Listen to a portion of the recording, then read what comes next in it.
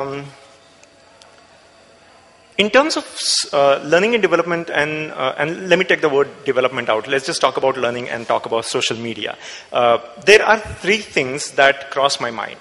The first thing is, when we are talking about social media, I think that's not something that's new, or that's not something that's unnatural, or something that we are trying to do in the moment, for a very simple reason that brain is essentially social. So I'm going to take 1 quick minute to talk about that. The second thing that I want to talk about is, when we are looking at social media, it's very important to also look at a little bit of a reframe of the connections that we talk on social media. And the reframe really for me is, knowledge is in connections. And let's talk about that for another minute. And the third thing is, social media is not going away. However, we want to wish it away, right? So let's talk about what that means for us. So those are three things that I'm going to focus on now. First thing, there's no rocket science there. Human brain is a social organ. If we look at how we all learn, we do talk about neural networks being formed through social interaction. We all have talked about that multiple times over, right? If it is forming new neural networks basis social interaction, social media is very naturally aligned. We have to take our workforce there, allow that social interaction, so new neural networks can be formed, which is essentially, in terms of neuroscience, learning, right? So that's plain and obvious, so I'm not going to spend any time on that unless you have questions for me. The second piece, where we're talking about social media and its role in terms of allowing our employees or ourselves to be able to connect with other people. So let's talk about that. Let's talk about connections a little bit. Essentially, when we are talking about social media, what are we talking about? We are talking about my social graph. We are talking about my being on a social media platform with an online identity. And then I take that identity and I connect with other people. I connect with friends and family. I connect with some people that I think are amazing and I want to learn from. I connect with people that are amazing in different things. They probably are not from my industry, but they do some other things and I'm interested in those as well. So let's see what's going on here. When I say friends and family, what does that mean? One thing, for all of us, it's really, really important as a human being that validation happens. And when I have an opinion and somebody validates that opinion, it assures me that I am on the right track. Or somebody does not validate it, it's feedback for me that it's not working. Sometimes it's like, upsets me a little bit, makes me feel sad a little bit, but I can come back and learn from it, right? That validation openly can happen on social media platforms. So that is one thing that's really, really important. The second thing, I want to learn, and from a learning perspective, when I connect with people I think are experts in a certain domain that I am interested in, and I connect with them, and I have whatever cadence of interaction with them, I learn from them without any formal structure being in place.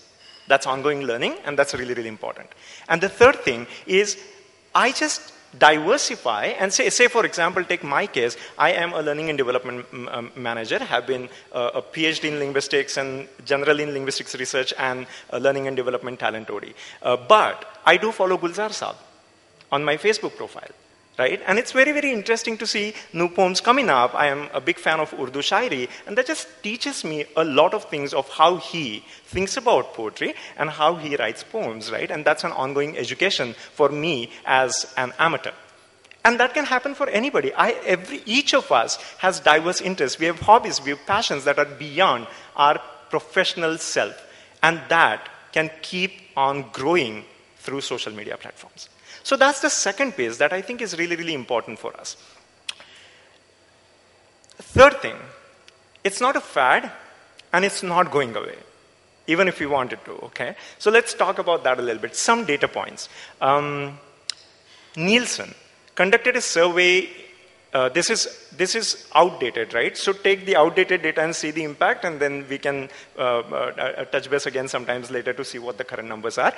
Nielsen conducted a survey August 2011. What it says is, and I'm just using data points from Nielsen survey that popped up, so this is not a case for Facebook, but Nielsen's data showed that people spend about 700 billion minutes every month on Facebook. So if you look at average life expectancy of about 78 years for a human being, that's about 17,000 lifetimes spent in a month on Facebook, right? That's how much it is. So people are on social media. If you take the US population, and that's because I just don't have India numbers at this time, but if you take US populations, we're saying that about 20% of people blog. About 50% and plus people have at least one social media profile. And more importantly, and this can be a little bit disturbing for any CEOs here in the group, but about 5.5 work hours a month are spent on social media, right? So that's not going away. So let's keep that in mind, that it's here to stay. Now here's the second thing.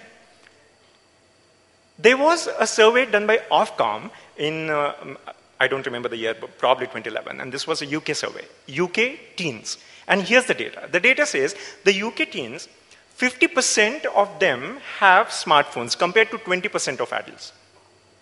Yeah? Second thing, what do they use their smartphones for? Not for calling, mostly for using social media sites.